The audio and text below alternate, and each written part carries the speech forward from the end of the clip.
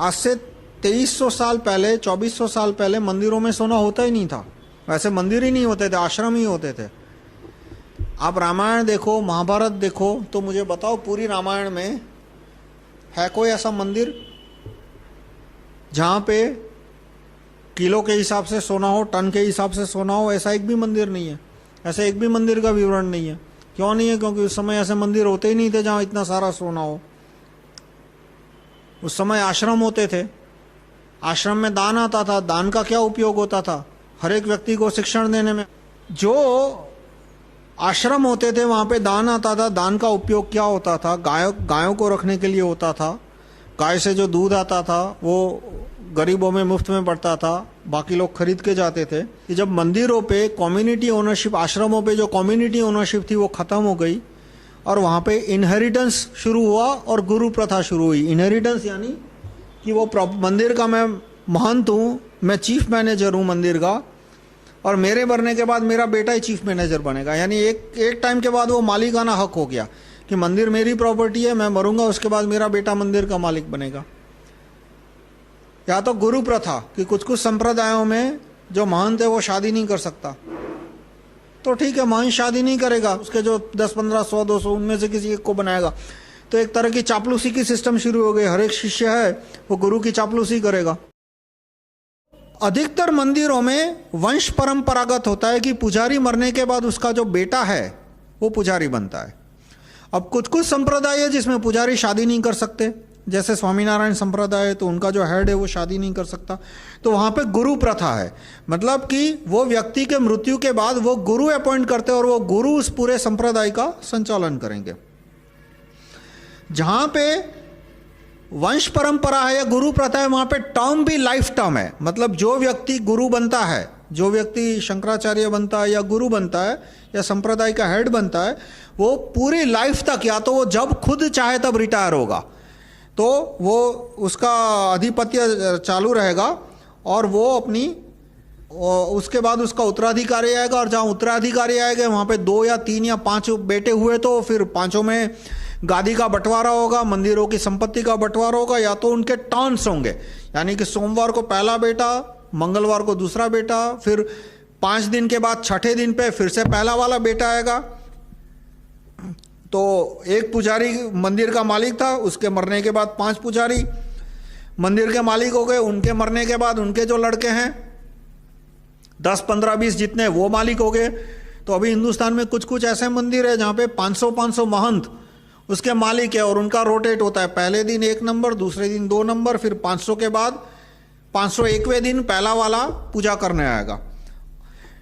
तो ये inheritance system है। अब इनहेरिटेंस सिस्टम में क्या होता है कि जो धर्म के अनुयायी है उनके जरूरतों का, उनके मतों का कोई रिप्रेजेंटेशन नहीं होता, क्योंकि मंदिर का मालिक अपनी मर्जी से मंदिर चलाता है। उसको जो मन में आया वो सच है, जो मन में नहीं आया वो गलत है।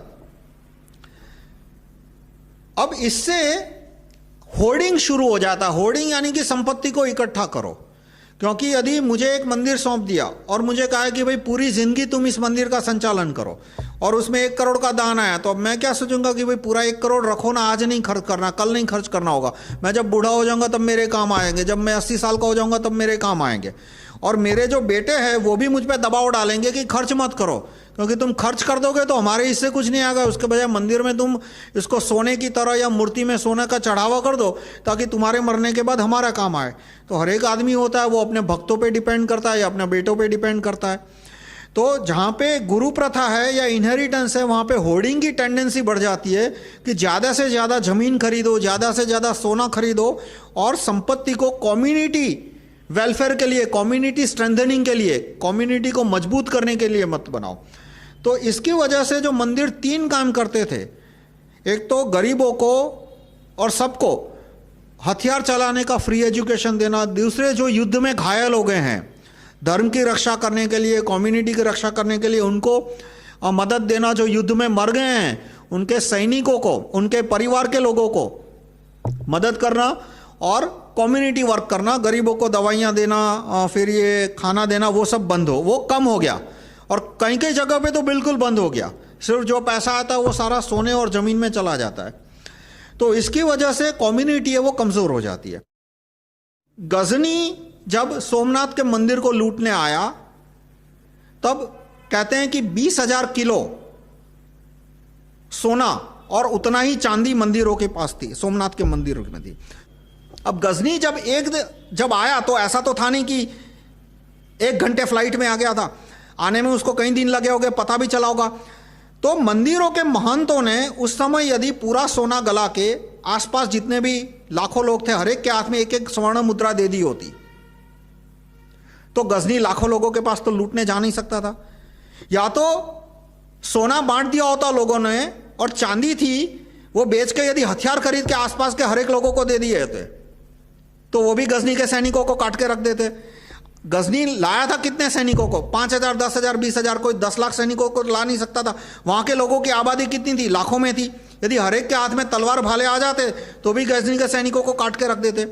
लेकिन महंतों ने आखिर दिन तक वो सोना लोगों को नहीं सौंपा।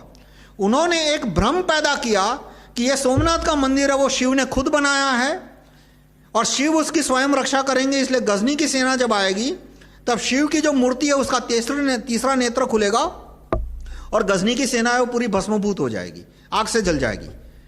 मतलब आखिर दिन तक जब सोना पूरा का पूरा लूटने वाला था, उनके पास सैनिक नहीं थे, उनके पास हथियार नहीं थे अपने आप को बचाने के लिए, तभी भी उस सोने को उन्होंने आसपास की आबादी में बराबर नहीं बांटा। सोना ना उन्होंने अपने पास ही रखा और गजनी पूरा लूट के ले गया।